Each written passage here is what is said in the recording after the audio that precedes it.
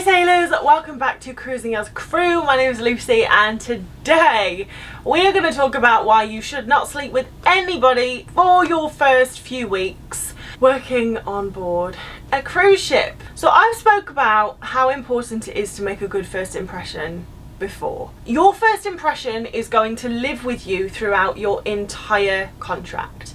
If you go to crew bar within your first few days of being on board and get absolutely blackout wasted, you are going to be known as the girl who gets blackout wasted for the rest of your contract.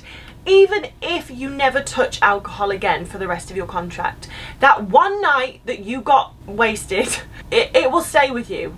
Unfortunately, this is just how cruise ships are. Your first impression matters more than it ever has before. So the same goes with if you sleep with someone within your first few days of being on board.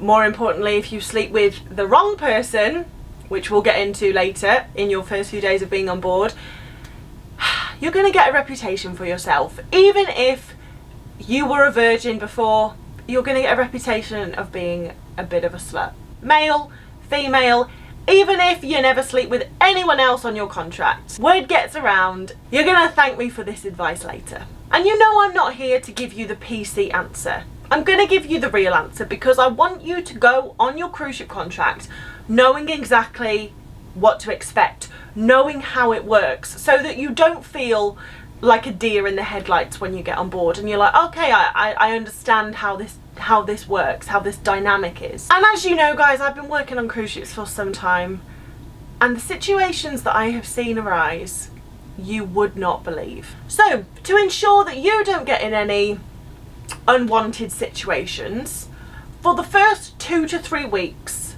of your contract, while you are still making your first impression, people are still making their mind up about you. Make good choices, make sensible choices, okay? When you first get on board your cruise ship, if you are reasonably attractive, a man or a woman, you are going to get a lot of attention. And when I got on board my first cruise ship, I was like, oh my god, this is so nice. I've never experienced attention like this before. This is fantastic. But just know this happens to everybody. And the same people that are showing you attention when you first get on board are the same people that are showing all the newcomers attention.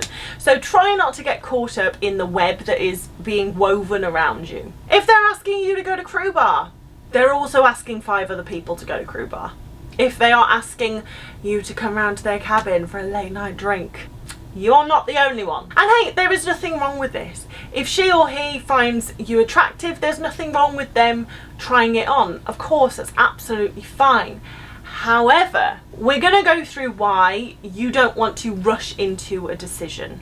Firstly, on a cruise ship, it's very difficult to separate personal and professional life. And your priority when you first get on a cruise ship is your professional life. You want to be good at your job. You want to fully understand your job. Because I've said it before and I will say it again. If you make a good first impression at work and your manager likes you, you're getting good comments, you turn up to work on time every day, you work really hard, you're one of the last to leave, the rest of your contract will be easy because your manager will just leave you to it. No one's going to be on your back. And even if you are slacking off a little bit, no one will assume you're slacking off because when they were making their mind up about you during your first few weeks on board, you were the hardest working person there. Do you see what I mean? However, if in the first few weeks of being on board, you turned up to work late once or twice, you weren't the hardest working person there, you're going to be known for that. Because while your manager and your colleagues are making their mind up about you, it's just really important that you're on top of your game because even if it's in their subconscious, they're going to remember everything. If you were late during your first few weeks, you will be labelled as someone who is late in their mind, right? So if you're late sometime in your second month on board, they're going to come down really hard on you because this isn't the first time it's happened. And because of this, your first few weeks to a month on board, your only focus should be being fantastic at your job. And you're not able to be fantastic at your job when you are hungover from the night before, or you're thinking about someone that you're crushing on. So my point with this is, before you start sleeping with someone and getting caught up in the drama, because 9 times out of 10 it's gonna turn into drama, which again we'll get into a bit later, you have to know that you've made a great first impression at work.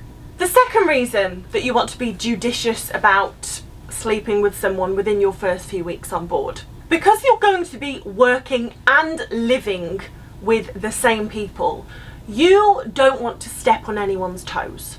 You don't want to upset the wrong person, because cruise ships, they're very much I'll scratch your back if you scratch my back kind of environment. So if you've already pissed off someone who has a big influence as to whether your time on board is easy or not, I mean, all I can say is it's not worth it. So it is important that you take the time to understand the dynamics between people, the relationships that are already there, who is off limits, because the guy who is trying with you might be the guy that your manager has a huge crush on. And if you end up going with that guy, your manager is going to hate you. You could be fantastic at your job, but she's going to hate you because you've got the guy she wanted. It ain't worth it. And also, I cannot tell you the amount of newbies that have come on, started sleeping with someone, man or woman, and then a few weeks into it, they found out that they're married. And it's heartbreaking, because you think you're just having an innocent little hookup, you know, you've got a nice little dynamic / relationship going, and because you didn't take the time to truly, you know, learn who they are before you got in the sack with them, you've already got feelings, but you've found out that they've also got a wife or a husband at home. And unfortunately, it happens all the time. All the time. So protect your own emotional well-being and at least learn about the person that you want to sleep with first. Do they have a wife at home? Do they have a husband? Do they have 6 kids at home? Because trust me, it's very likely that they do. So take the time to know who you're getting into bed with, literally. The third reason, you want to have a really good dynamic with your roommate. I have done so many videos on how to have a good dynamic with your roommate, how to make sure that you get on, that it goes smoothly. And because this is one of the #1 questions I get is, I'm worried about having a roommate, I'm worried about sharing a cabin, blah, blah, blah. Going on a cruise ship is scary for your first contract. It is. But it is also scary being the person in the cabin and you know that you're going to get a new roommate. You both have the same concerns. Are we going to get on? Are they going to be really annoying? Like, how is it going to be? Now, if it is your first contract, then you will most likely be sharing a cabin, okay? So another reason that you don't want to, you know, start sleeping with people immediately. I'm Lucy, right? And Gina is joining the ship today, okay? I'm nervous, she's nervous, but she moves in, we get on all right, it's okay. But 3 days in, Gina starts bringing men back to the cabin and having sex with them without talking to me first. It's disrespectful. Even if I actually really like Gina, she's a nice girl, but if she starts staying out all night and bringing people back to the cabin without me even having a say in it, I'm not going to like her, and I am going to have a big problem with it. So my point is, you don't just want to immediately start. There's so many reasons that you want to wait to sleep with people, and this is a huge one. Even if you're not bringing guys, your roommate's going to think it's a bit weird that you're staying out all night, and you might end up getting a reputation for yourself because you're never in your cabin. Especially do not have sex in your cabin when your roommate is there, unless it has been agreed beforehand that that's okay. But absolutely under no circumstances can you do that and expect to have a good relationship with your roommate after.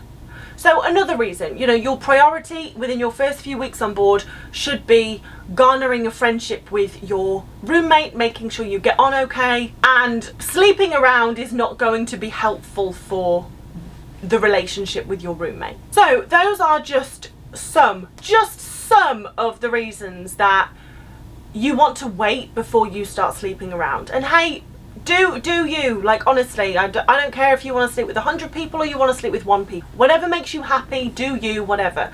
But just don't start immediately, okay? At least wait 2 to 3 weeks before you start having your fun, okay? For the reasons I've just mentioned. Honestly, you will thank me later, and I'm sure there are people watching this video who have made the mistakes that I've talked about in this video, and they're like, yeah, should have waited, should have made that good first impression at work, should have worked on my relationship with my roommate before working on a relationship with a man or a woman. I really hope that you listen to me, because this is 9 years worth of experience that I am sharing here.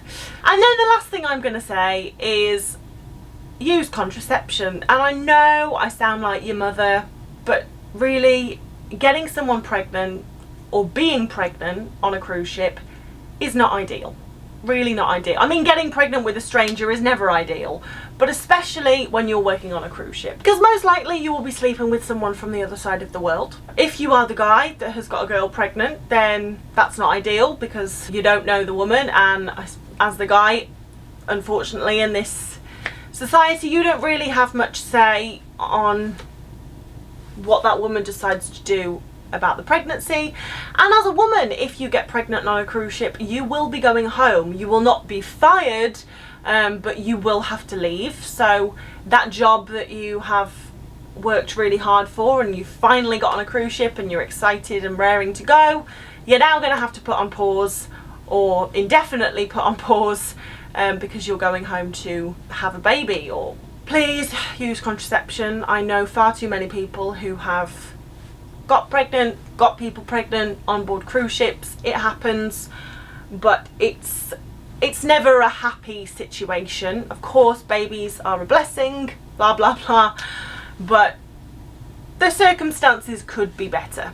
No one is looking to get pregnant when they're working on a cruise ship, or looking to get someone pregnant when working on a cruise ship. So just be sensible out there, because everyone thinks it'll never happen to them. But anyway, as I said, I really hope you have found this information helpful, and I hope you actually listen to it, and when you get on a cruise ship you implement the advice that I've given you, because this is going to really help you out just by abstaining for a few weeks. Thank you so much for watching, guys. I really appreciate it, and if you have any questions, leave them in the comments. Go to my website, cruisingascrew.com, check out my career guides.